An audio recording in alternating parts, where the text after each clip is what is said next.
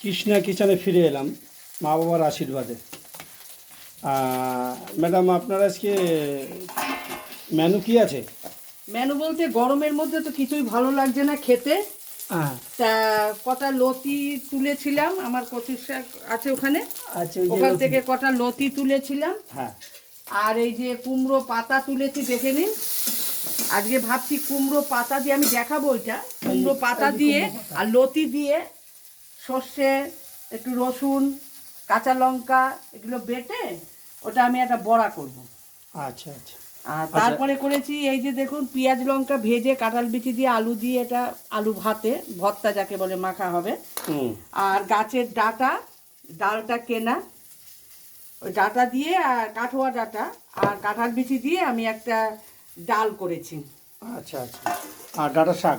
আর data শাক। আচ্ছা, বাহ। আর এই চাটনিটা হচ্ছে, চাটনিটা এটা আগেই তো হচ্ছে বুনো আমড়ার চাটনি। হ্যাঁ, আগেই বলেছি আমার একটা চাটনিটা কমন, এটা আমার ফেভারিট। আচ্ছা আচ্ছা। এটা থাকবে। এখন কাঁচা আম পাওয়া যাচ্ছে না বলে বুনো আমড়ার চাটনি। বুনো আমরা চাটনি এও ভালো লাগে সুন্দরভাবে করলে। তেল আচার, ওই তেল আচার একটুখানি নিয়ে একটা আম নিয়ে ওই পেস্টটাকে আপনি মাখিয়ে নিতে পারেন।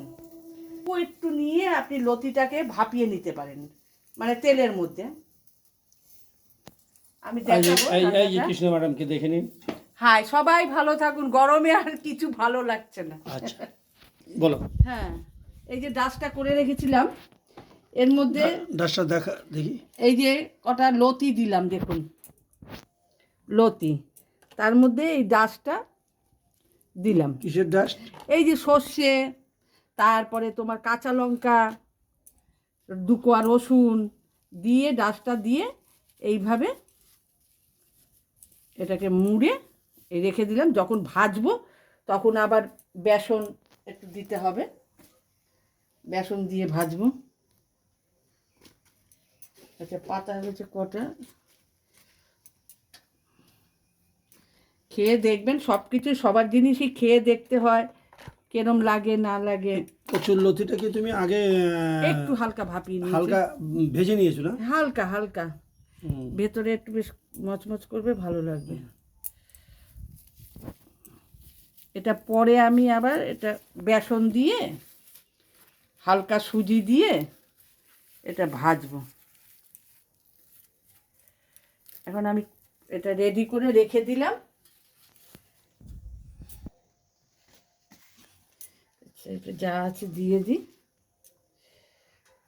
একভাবে করো, একটা উল্টো দিচ্ছ, একটা সদর দিচ্ছ। না, একটা উল্টো হয়েছে, একটা সদর হয়েছে, একভাবে করো। আমরা দুজন তো, এই জন্য অল্প করেই করেছি। আপনাদের যে কজন মেম্বার থাকে সবাই একটা দুটো করে খাওয়ার জন্য সেইভাবেই করবেন। সব রকমই খেয়ে দেখবেন, ভালো লাগলে আবার করবেন। রান্না বুনো আমরা চাটনি টকবক টকবক টকবক টকবক টকবক টকবক করে ফুটছে। আর কচুর লতির বড়া, এটা এক্সট্রা হলো। কচুর লতির বড়া বেসন দিয়ে চিরিক চিরিক চিরিক করে ভাজবে, আর পাতে বসে শান্তি মতো খাবো। আচ্ছা, এবার আমি এই বেসন আর সুজি যে গুলিয়ে রেখেছিলাম, ডাস্ট করে রেখেছিলাম, এটা দিয়ে কচুর লতির বড়া। এবার এই বড়াটা আমি ছাড়লাম। দেখুন একদম ফুলকো ফুলকো। ফুলকো ফুলকো। মাসিমা, মেসোমশাই যারা যারা আছেন নাতিপুতি নিয়ে এরকম খাবেন, চায়ের সঙ্গেও ভালো লাগবে।